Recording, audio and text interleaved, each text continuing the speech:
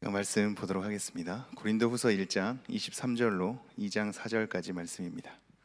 제가 다시 한번 봉독하도록 하겠습니다.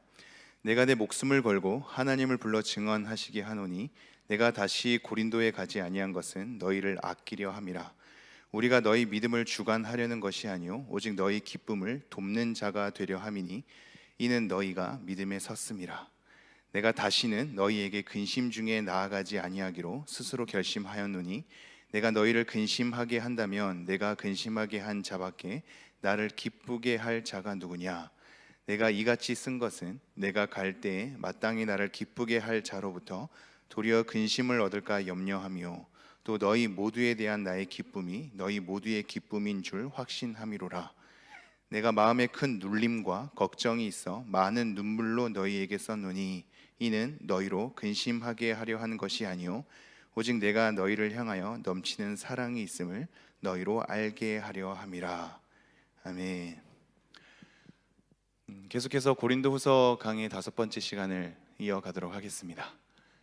우리는 지금 바울이 고린도 교회 성도님들로 하여금 섣부른 판단 속에 오해를 사게 되고 또 불신을 얻게 되고 나중엔 바울에 대해서 대적까지 하게 되는 그런 관계 속에 놓여 있음을 계속해서 생각하셔야 합니다. 오늘의 본문도 그러한 흐름 속에 있는데요, 바울은 나름대로의 의도와 나름대로의 하나님의 일하심과 나름대로의 하나님의 뜻하심 가운데에서 자기의 길을 올바르게 걸었지만 그 결과는 사람들이 오해하고 불신하는 것으로 나타나지요. 이것을 바울이 어떻게 처리해 나가는지, 그 관계 가운데 어떤 것을 주목하게 하는지를 우리는 기억하셔야 합니다. 그 첫 번째 주목이 바로 우리가 너희와 나중에 하나님께서 완성하실 하나님의 나라 가운데 어떤 관계가 되게 하냐면 너희가 우리의 자랑이 되고 우리가 너희의 자랑이 되는 관계로 할 것이다 라는 것을 먼저 주목시키지요. 오해를 하고 섣부른 판단 가운데 바울 자체를 몰아내고 또 그런 무리들로 섞여 있고 바울에 대해서 대적하고 그 사도권에 대해서 불신하는 그 사람들에게 결국에는 우리가 성도된 자라면 하나님께서 하나님의 신실하심으로 말미암아 우리와 너희의 관계를 최종적으로 서로 자랑이 되는 관계로 만들 것이다 라고 얘기를 합니다. 그러면서 뭘 강조하냐면요, 우리가 결국에는 서로 자랑이 되는 관계가 될 것이기 때문에 아무렇게나 살아도 된다를 얘기하는 게 아니라 하나님의 거룩함, 여기 볼까요? 12절. 하나님의 거룩함과 진실함으로 행하되 육체의 지혜로 하지 아니하고 하나님의 은혜로 행함은, 하나님의 거룩함과 진실을 함으로 한답니다. 육체의 뜻으로 하지 않고 하나님의 은혜대로 행하는 것이 자랑이 되는 겁니다. 결국엔 우리가 서로 자랑하는 관계가 되기 때문에 내가 지금 이 순간 취할 이 행동에 대해서 내가 자랑이 되는 것은 결국에 완성할 하나님의 나라 때문에 내가 하나님의 거룩하심과 진실함으로 행하는 것, 이것이 나에게 자랑이 된다는 것으로 우리에게 첫 번째 소개를 하고 있는 겁니다. 결국 우리의 관계가 서로에게 자랑이 되는 관계로, 그래서 우리는 옆 사람의 성도님의 그 신앙의 걸음이 우리에 대한 자랑과 기쁨이 되어야지, 내 개인의 헌신과 봉사로 하여금 나에게 어떠한 업적과 어떠한 보상이 쌓이게 되는가가 우리의 신앙의 1차적 목표가 아니라고 말씀드렸습니다.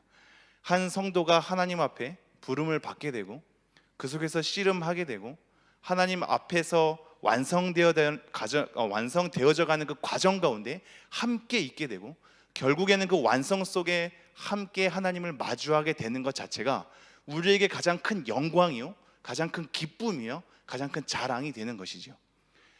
지금 우리가 함께 담당하고 있습니다. 함께 하나님을 섬기며 우리의 현실을 마주하며 하나님 앞에 끌고 가고 있죠. 이 관계 속에서 우리가 서로 하나님을 놓지 않게 든든히 위로하고 서로 세워주는 것이 우리에게 자랑이요, 기쁨이요, 영광이 되어야만 합니다. 여러분의 기쁨과 자랑을 어디서 찾으시겠습니까? 여러분의 기쁨과 자랑과 영광을 어디서 찾으시겠습니까? 여러분의 삶의 변화와 이 땅에서 여러분이 얻게 되는 결과로 얻으려 한다면 그것은 성경을 잘못 보고 계신 겁니다. 하나님 앞에서 우리의 삶이 이 모양 저 모양으로 다 펼쳐질 수 있음을, 하나님의 크심이 우리의 성공과 실패를 다 담아낼 수 있음을 계속해서 확인해 주십시오. 그리고 그 속에서 빚어져 가시는 하나님의 신실하심을 보고 한 성도가 주님 앞에 세워져 가는 것을 보고 영광과 기쁨과 자랑이 되어야만 합니다. 이것이 첫 번째로 곤란한 관계 가운데 바울이 목적하는 바 첫 번째 시선이고요. 두 번째 시선은 하나님의 신실하심이라고 했습니다. 하나님은 미쁘시도다. 18절 볼까요? 하나님은 미쁘시니라 우리가 너희에게 한 말은 예하고 아니라 함이 없노라. 자, 하나님의 미쁘시니라, 이 하나님의 신실함에 대해서 우리가 한번 살펴봤습니다. 곤란한 관계 가운데 우리가 너희의 자랑이요 너희가 우리의 자랑인 완성된 하나님의 나라에 우리의 시선을 뒀다면, 두 번째는 그것을 이루고야 마시는 하나님의 신실함입니다. 우리의 삶은 예도 될 수 있고 아니오도 될 수 있지요. 그러나 하나님의 뜻과 하나님의 일하심 가운데서는 우리의 예 된 삶과 아니오로 펼쳐지는 삶도 다 담아낼 수 있는 겁니다. 우리가 보기에는 이것은 아닌 것 같지요. 이 아닌 삶은 하나님 앞에서 필요 없는 것처럼 느껴질 때가 있을 겁니다. 그렇지 않다는 걸 얘기하죠. 하나님은 언제나 신실하셨다. 우리의 모든 실패와 우리의 모든 절망과 우리의 어긋난 길까지도 하나님의 주권 가운데 있었다. 그 모든 걸 하나님이 하나님 되심을 통해서 담아내시고 결국엔 그 신실하심을 통하여서 하나님의 뜻대로 이루어내실 것이다 라는 것을 우리에게 소개하고 있는 겁니다. 그래서 그 안에 예수 그리스도를 얘기하죠. 19절입니다. 우리 곧 나와 실로아노와 디모데로 말미암아 너희 가운데 전파된 하나님의 아들 예수 그리스도는 예하고 아니라 함이 되지 아니하셨으니 그에게는 예만 되었느니라. 결국엔 그리스도를 통하여서 펼쳐지는 하나님의 뜻은 우리가 보기에는 이것은 아닌 것 같은데요, 이것은 전략적으로 좀 더 수정해야 될 것 같은데요, 하나님 예수님께서 십자가에 돌아가시는 것보다 더 크게 더 경배받을 모습으로 나타나야 많은 사람들이 믿지 않을까요? 라는 수많은 계획과 우리의 수많은 생각과 수많은 전략을 통해서 하나님 그렇게 가는 건 아니지 않습니까? 라고 부정하는 것까지 예수 그리스도는 당당하게 순종하심으로 그 길을 걸어내므로 아니오 된 바가 없는 예된 삶으로 살아내셨다고 우리에게 소개를 하고 있는 겁니다. 그러면서 우리에게 초점을 맞추지요. 20절 하나님의 약속은 얼마든지 그리스도 안에서 예가 되니 그런즉 그로 말미암아 우리가 아멘하여 하나님께 영광을 돌리게 하느니라. 21절 우리를 너희와 함께 그리스도 안에서 굳건하게 하시고 우리에게 기름을 부으신 이는 하나님이시니. 결국은 그리스도를 기름 부은 것도 하나님이시고, 그래서 그리스도 안에서 펼쳐진 그 일하심은 아니오가 아니라 예된 바로 하나님의 뜻과 계획하심으로 이루어내셨고, 그리스도를 기름 부으신 하나님께서 너희와 함께 우리를 기름 부으셔서 우리 안에 성령을 허락하사 그 일을 끝까지 이루어내시고 말겠답니다. 그게 마지막 22절이죠. 함께 읽겠습니다. 시작. 그가 또한 우리에게 인치시고 보증으로 우리 마음에 성령을 주셨느니라. 하나님, 예수님, 성령님 이 삼위일체의 언급이 다 얘기하면서 그의 일하심 때문에 우리의 이런저런 모양에도 불구하고 하나님은 그 신실하심으로 온전히 완성케 되실 것이다 라는 것으로 두 번째 초점을 맞추고 있습니다. 자, 그럼 여기서 이제 우리가 고민해야죠. 완성될 하나님의 나라에 너희가 우리의 자랑이 되고 우리가 너희의 자랑이 되는 관계로 하나님께서 완성시켜 가시죠.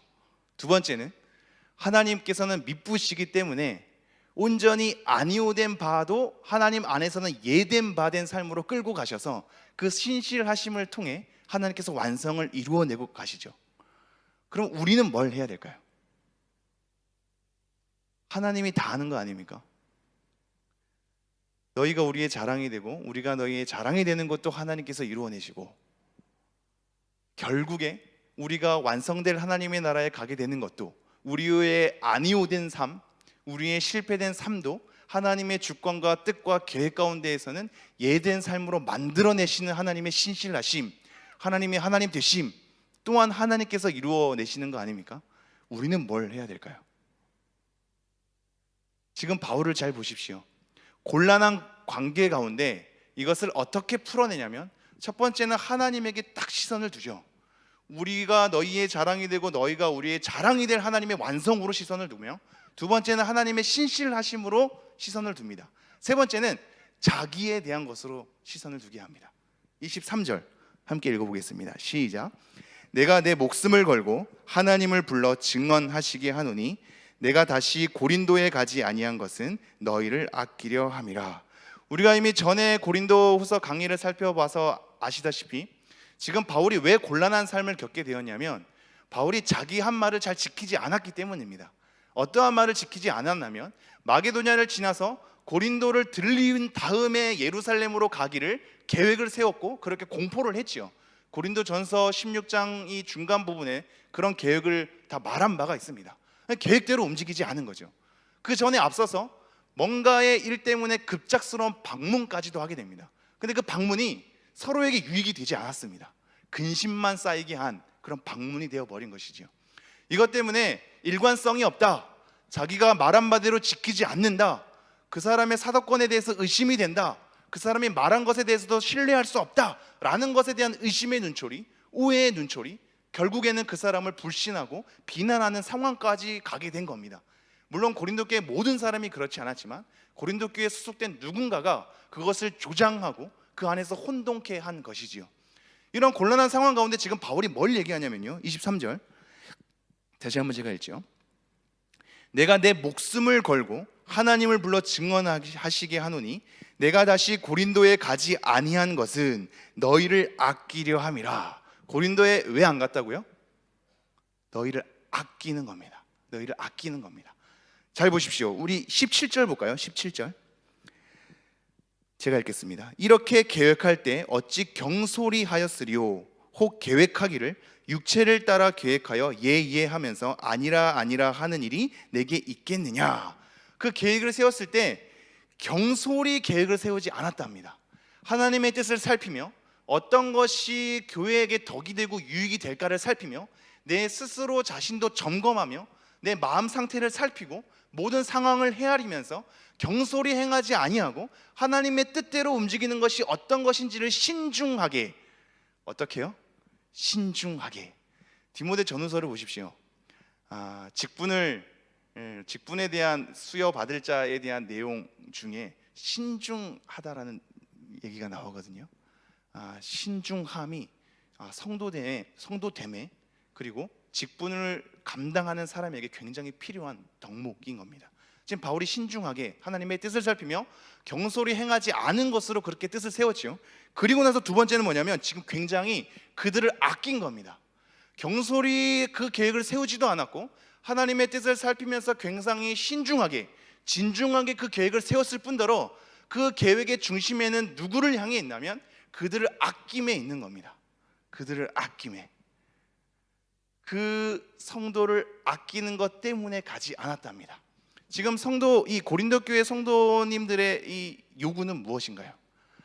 너가 왜 오지 않았느냐입니다. 왜 한 입으로 두 말 하느냐? 왜 너가 한 말도 지키지 않느냐라는 것에 대한 결과를 가지고 그 사람을 섣불리 판단하고 오해하면서 그 사람을 정죄하기에 이릅니다. 바울은 뭐라고 하죠? 내가 그 계획을 경솔히 행하지도 않았을 뿐더러 굉장히 신중하게 했는데 이 신중에 대한 가장 중요한 요소는 바로 너희들이다. 너희들을 아꼈기 때문이다 라고 얘기를 하고 있습니다.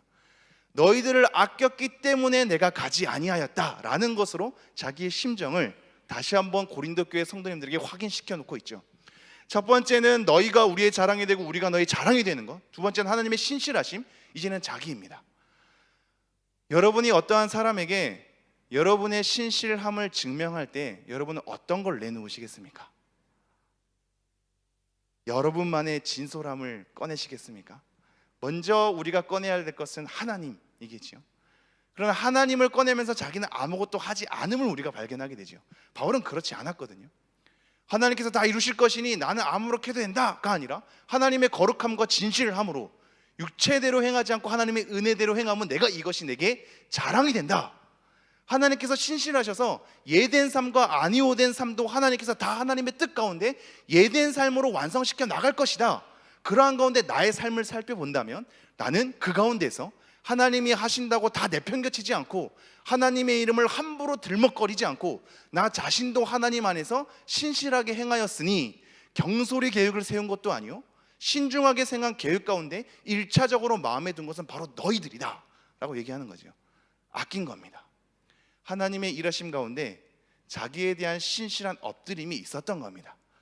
이것이 하나님께서 기뻐하는 것이겠지요.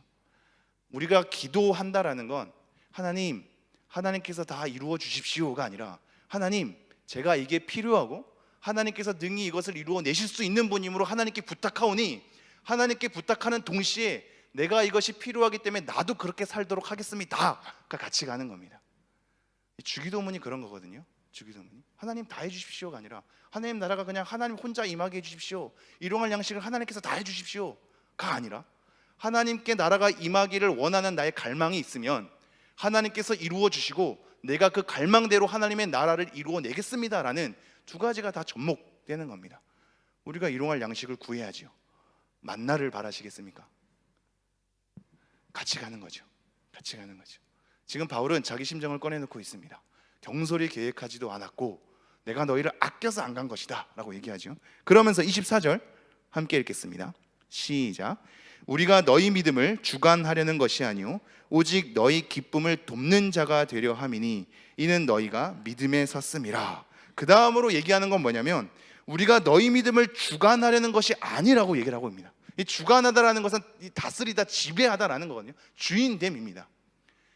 내가 사도로서, 아니면 먼저 신앙을 가진 자로서, 아니면 내가 먼저 직분을 수여한 자로서 너라는 사람을 내가 지배하고 다스리고 조정하는 사람이 아님을 얘기하고 있습니다. 믿음은 지배하는 것이 아닙니다. 믿음은 주관하는 것이 아닙니다. 그 사람을 내 마음대로 조정하는 것이 아닙니다.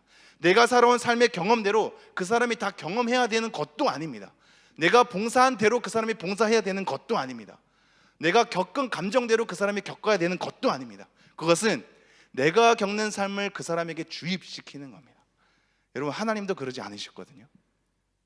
각 사람이 하나님의 부르신 바대로, 은사대로, 각자의 삶에 주어진 바대로 다양하게 엮여지는 것이 역사 가운데 증명된 바이며 성경 가운데 확인된 바지요.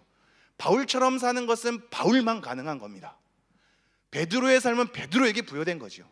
그 속에서 우리가 당연히 본받아야 할 게 있고 배워야 할 게 있지만 그 사람의 삶을 온전히 구현해낼 수는 없는 겁니다.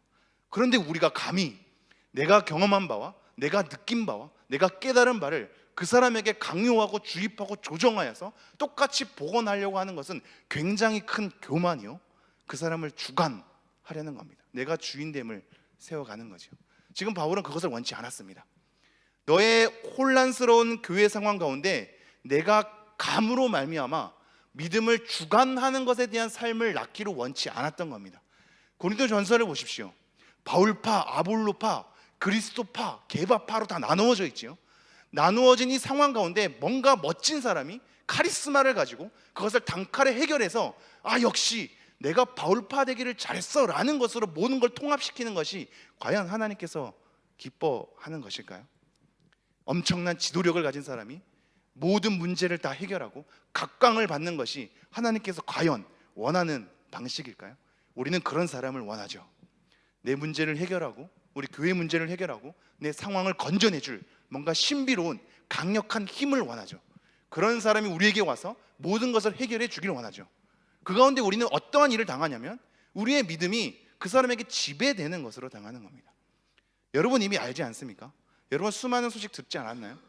여러분이 알고 있는 교회 가운데 굉장히 카리스마, 그 은사를 나타내는 목회자 있는 것을 많이 확인하지 않았나요? 거기를 보십시오. 동일한 패턴은 그 사람에 대해서 두려워하고 그 사람을 거의 공경을 넘어서서, 그죠? 거의 섬기는 형태로 우리의 믿음이 그 사람에 의해서 좌지우지되고 조정되는 것으로 확인되는 것을 많이 보게 됩니다. 하나님께서 과연 기뻐하실까? 지금 바울은 오히려 그것을 주저하고 있습니다.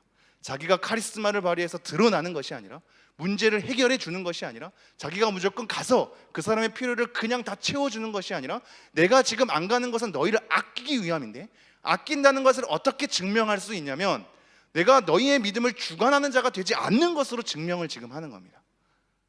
내가 달려갈 수 있는데 안 달려가는 거죠. 아끼기 위해서. 어떻게 아끼냐? 믿음을 주관하지 않는 걸로 합니다.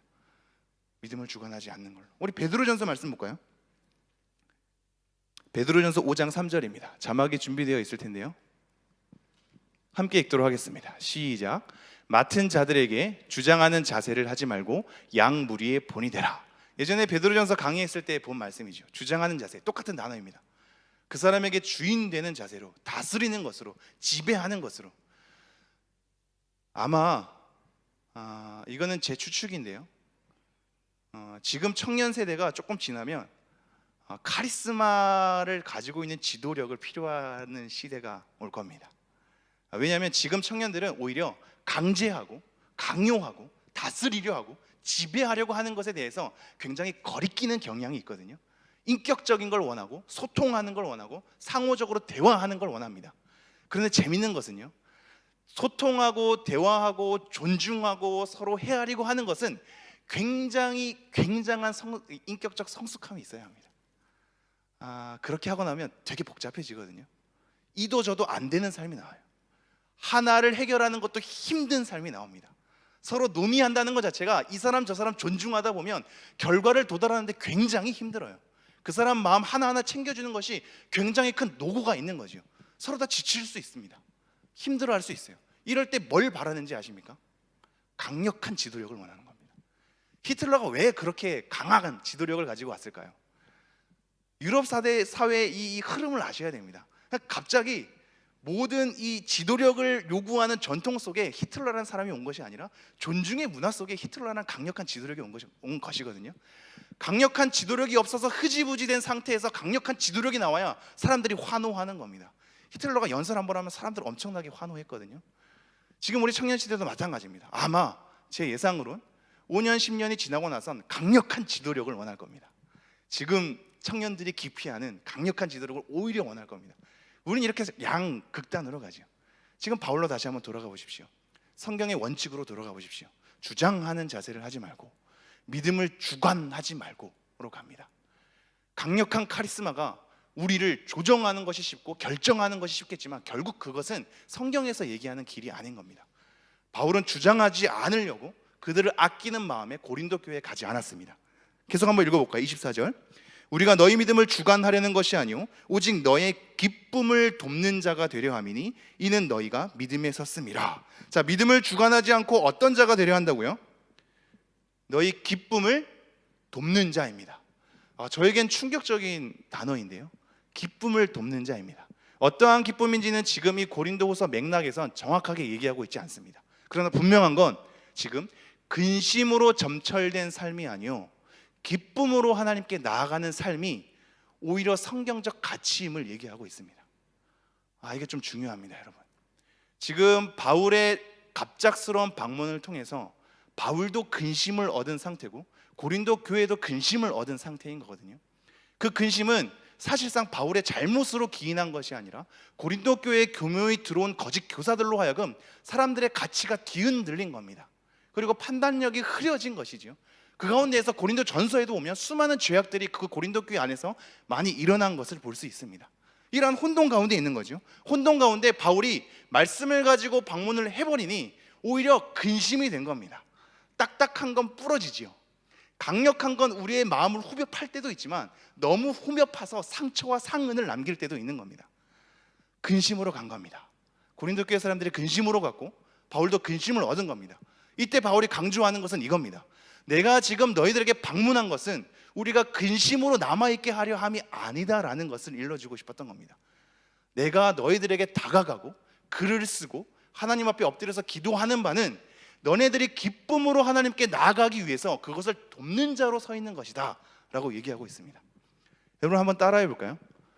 기쁨을 돕는 자. 저는 좀 심각한 편이긴 합니다. 말씀을 전할 때도 심각하고 청년부에서도 할 때도 심각하죠. 기쁨이 많이 상실된 목회 활동을 하고 있는지도 모르겠습니다.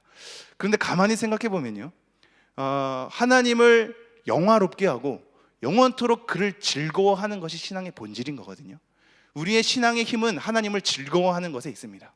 우리의 녹록치 않은 현실 때문에, 우리의 신앙인답지 않은 모습 때문에, 발전되지 않는 우리의 삶 때문에 계속적으로 근심하고 고통스러워하고 힘겨워하고 그 가운데 어렵게 발걸음을 하면서 비신앙인이 보기에 신앙인이 본이 될 만한 아무것도 없는, 늘 우중충하고 늘 울기만 하고 늘 고통 가운데 있는 것만 같은 어떠한 즐거운 삶도 없는 고난의 삶으로 주일날 겨우겨우 죄의식을 가지면서 나아가는 삶을 성경에서 원치 않는 겁니다. 그것은 하나님의 방식도 아니고 성경에 대한 뜻도 아닙니다. 하나님을 영원토록 즐거워하는 것에 신앙의 본질이 있습니다. 여러분, 하나님을 즐거워하시는지요? 하나님을 섬기는 것에 대한 기쁨 가운데 여러분이 나아가고 계시는지요? 지금 바울은 그것을 돕기 위해서 자기가 존재한다고 얘기하고 있습니다. 내가 너희 믿음을 주관하려는 것이 아니라 너희 기쁨을 돕는 자로 서 있는답니다. 내가 근심 때문에 너희들에게 강력하게 말씀을 가지고 선 것이 아니라 그 말씀을 가지고 결국엔 근심을 넘어서 회개를 통하여 하나님께 기쁨으로 돌아오는 자가 되게 하기 위해서 이 말씀을 하고 있다라고 얘기하고 있죠. 나중에 고린도후서 7장 한번 가볼까요?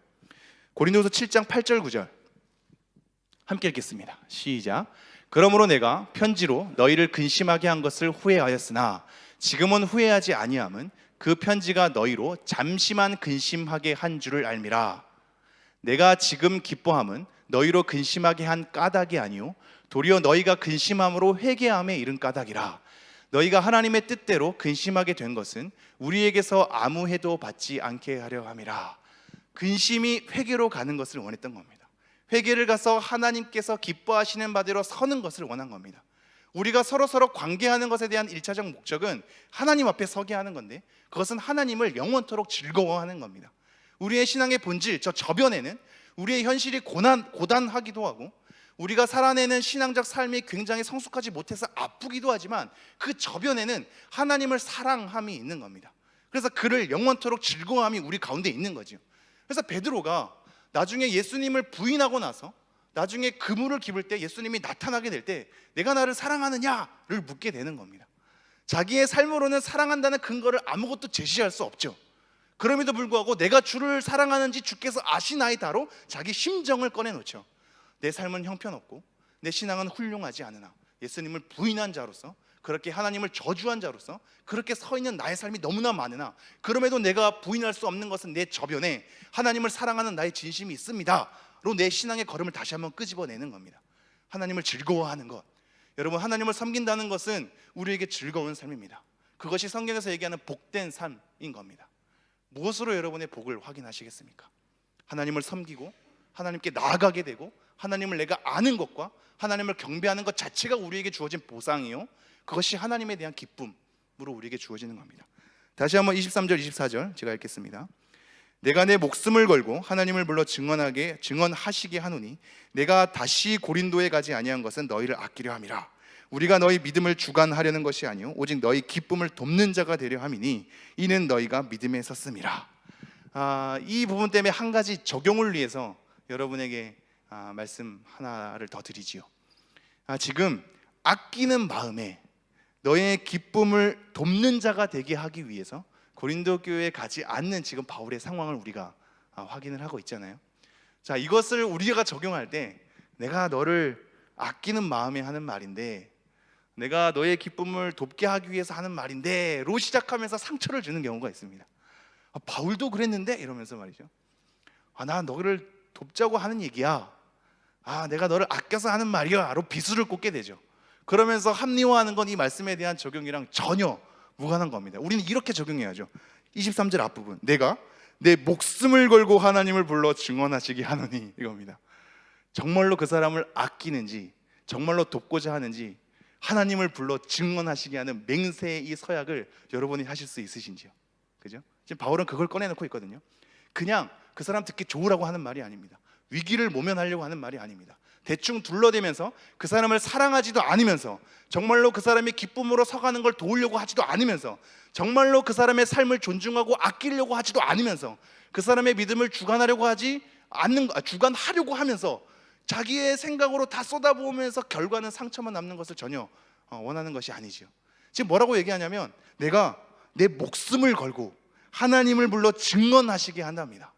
이것에 대한 맹세의 흐름 가운데 이것이 나오고 있습니다. 그 사람을 아끼는 것과 믿음을 주관하지 않으려고 하는 것과 너희 기쁨을 돕는 자가 되고 하는 것이 내 목숨을 걸고 진정성이 있는 겁니다. 우리가 누군가를 아끼는 마음에 말을 할 때, 그 사람을 기쁨을 돕는 마음으로 말을 할 때 먼저 점검해야 할 것은 정말 내가 내 목숨을 걸고 내 스스로 내 마음을 살펴볼 때 내 양심, 우리가 고린도후서 앞부분에 살펴봤잖아요. 내 양심이 증언하는 바 정말 그 사람을 사랑하는 마음으로 내가 이 말을 하는가? 이것이 굉장히 분별하기가 쉽지 않습니다. 여러분이 자녀를 훈육할 때도 똑같지 않습니까? 훈육할 때 정말로 아끼는 마음에서 훈육할 때가 있는데 자기 분노에 못 참아서 훈육할 때도 있지 않습니까? 내가 그날 컨디션이 좋으면 자녀들이 잘못한 것을 넘어갈 때도 있고, 컨디션이 안 좋으면 혼내거든요. 자기 스스로도 벅차고 분노에 못 이겨서 훈육할 때도 많은 겁니다. 사랑의 매가 가지고 있는 이중성이죠. 우리의 양심을 돌아보십시오. 아낀다고 하는 것으로, 그 사람을 돕자고 하는 것으로 상처와 상흔만 남기는 것은 우리가 자제해야 하겠습니다. 우리의 마음을 먼저 점검하고 그 사람의 기쁨을 돕기 위하여 그 사람을 사랑하는 마음으로, 믿음을 주관하지 않으려는 마음으로, 정말 그 사람을 아끼는 마음으로 나아가야겠죠. 그 이후의 말씀이 다 하나입니다. 제가 2장 1절부터 4절까지 쭉 읽고 정돈을 해드리죠. 내가 다시는 너희에게 근심 중에 나아가지 아니하기로 스스로 결심하였노니 내가 너희를 근심하게 한다면 내가 근심하게 한 자밖에 나를 기쁘게 할 자가 누구냐? 내가 이같이 쓴 것은 내가 갈 때 마땅히 나를 기쁘게 할 자로부터 도리어 근심을 얻을까 염려하며 또 너희 모두에 대한 나의 기쁨이 너희 모두의 기쁨인 줄 확신함이로라. 내가 마음에 큰 눌림과 걱정이 있어 많은 눈물로 너희에게 썼노니 이는 너희로 근심하게 하려 한 것이 아니요 오직 내가 너희를 향하여 넘치는 사랑이 있음을 너희로 알게 하려 함이로다.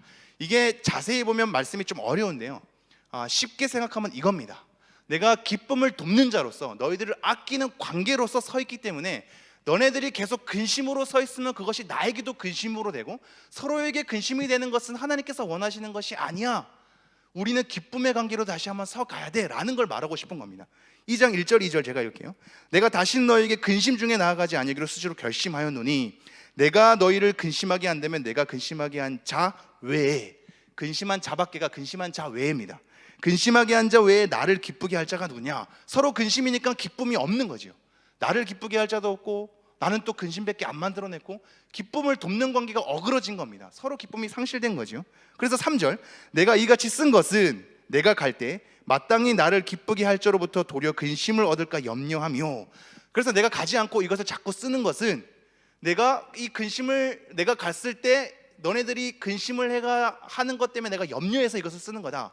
한번 다시 바꿔 말하면 내가 나중에 방문했을 때 더 이상 우리가 근심이 아니요 기쁨으로 돕는 자로 서게 하기 위함이다 를 말하고 싶은 거고요. 그 다음 또 너희 모두에 대한 나의 기쁨이 너희 모두의 기쁨인 줄 확신함이로라. 우리는 결국 기쁨을 돕는 자로서 이 근심의 시기를 지나 회개를 겪어서 기쁨의 단계로 가는 것을 우리가 최종적으로 목표하고 있는 관계로 서야 할 것이다 를 말하고 싶은 겁니다. 그래서 마지막 4절 내가 마음에 큰 눌림과 걱정이 있어 많은 눈물로 너희에게 썼노니, 여기서 진정성이 나오죠. 큰 눌림과 걱정이 있어 많은 눈물로 너희에게 쓴 겁니다. 많은 눈물로요. 아꼈다라는 것에 대한 진정성을 확인할 수 있는, 믿음을 주관하지 않으려고 한다는 것에 대한 진정성을 확인할 수 있는, 기쁨을 돕는 자로 서는 것에 대한 진정성을 확인할 수 있는 것이 여기에 있습니다. 여러분 눈물을 언제 흘려봤는지요? 이것은 저에게 하는 말입니다.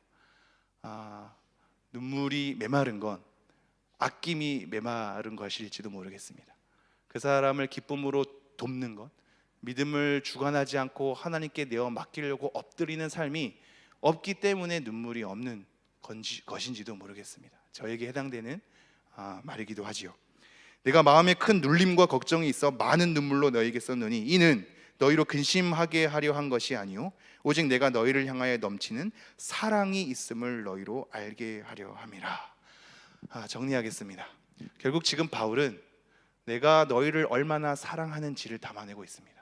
내가 얼마나 너희를 아꼈는지를, 내가 함부로 믿음을 주관하는 자로 서지 않으려고 하는 것을, 기쁨을 돕는 자로 서는 것을, 우리가 마주하게 된 죄에 대한 문제 가운데 근심에 사로잡혀서 서로 죽이는 관계가 아니라 결국에는 우리가 많은 근심 속에 있으나 눈물로써 서로의 죄를 회개하고 다시 한번 하나님을 즐거워하는 관계로 서게 하기 위한, 너네가 우리의 자랑이요 우리가 너희의 자랑인 하나님께서 결국엔 신실하심으로 완성할 것이기에 우리도 그 가운데 기쁨을 서로 돕는 자로 서 있게 되는 것에 대한 진정성을 자기에 대한 눈물로써 확인하면서 너네 대한 사랑을 다시 한번 증명하고 있는 겁니다.